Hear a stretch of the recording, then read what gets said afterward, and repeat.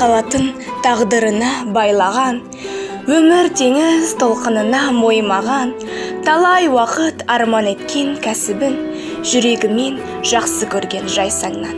Мың алғыс дәрігердің барлығына, елімнің алаңдаған тағдырына, бүгінгі батыр солар кеуде тосқан, індеттің дауылына жаңбырына. Мың алғыс дәрігердің барлығына, елімнің алаңдаған тағдырына, бүгінгі батыр солар кеуде тосқан, індеттің дауылына жаңбырына. Еңбек етіп, халық үшін тер төгіп, жұмысынан шаршаса да жүр күліп.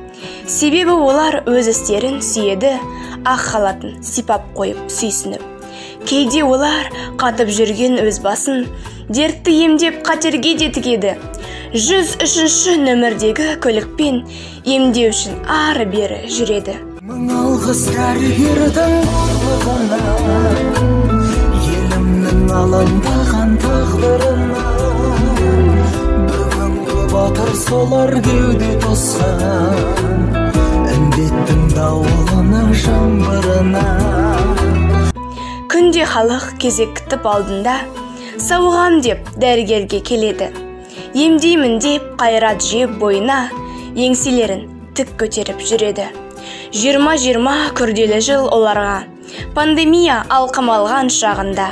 Дәрігерлер жұрты үшін бастыгер, тәж вирусы қанша жұқпа болса да.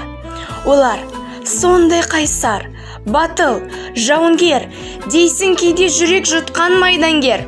Арқалаған ел үмітін мойнына, аман болсын, жасай берсін дәрігер. Бүгінгі батыр солар кеуде тосқан, індеттің дауылына жаңбырына.